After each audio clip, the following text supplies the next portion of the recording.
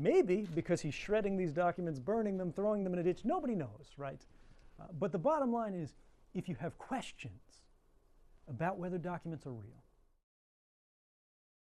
Authority, Japanese intelligence authority, has and uses the provided X-key score because the government has answered to question about X-key score. We have no idea about the nature of revealed document, so it's no comment. Could you check it? Could you look at it and check it? Is it fake? Yeah. We know that these are not fake papers.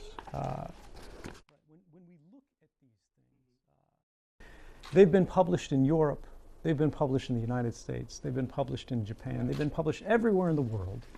The United States government recognizes and accepts that these documents are authentic and true.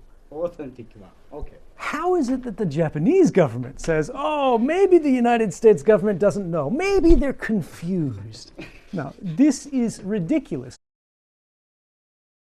The United Nations representative from the Human Rights Council, the Special Rapporteur on Privacy, Joseph Kanatuchi, has sent these letters to the government of Japan, to the Abe administration, and said, yes, there are serious concerns. And I agree with him. I agree with the United Nations. This is a bill that is not well explained. No one sees a clear basis for why this bill is necessary in the first place, given that the types of crimes that we're talking about in the context of terrorism are already against the law. This is the beginning of a new wave of mass surveillance in Japan. This is a normalization of a surveillance culture that has not previously existed in Japan in public. And this is a very negative trend for every society, because we know that this kind of surveillance is not effective, it does not work, it does not save lives.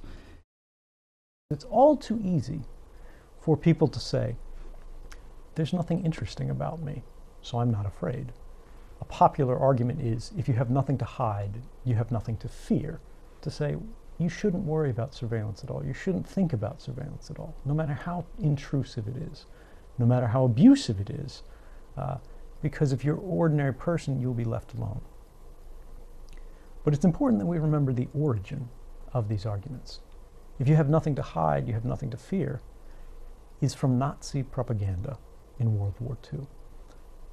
This is a kind of idea that misses the point.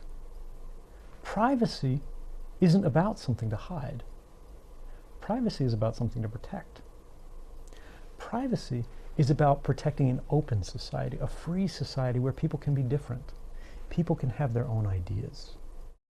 Privacy today is what we once called liberty. It's the right to act without permission. It's the right to act openly, freely, without thinking about what this is going to look like, how we're going to be judged for it. And I would ask you, ladies and gentlemen, and I would ask the public of Japan to make sure that your first allegiance is always to morality rather than legality. The law matters. We should support the law. We should defend the law, but only insofar as it serves the public, the people, and the future.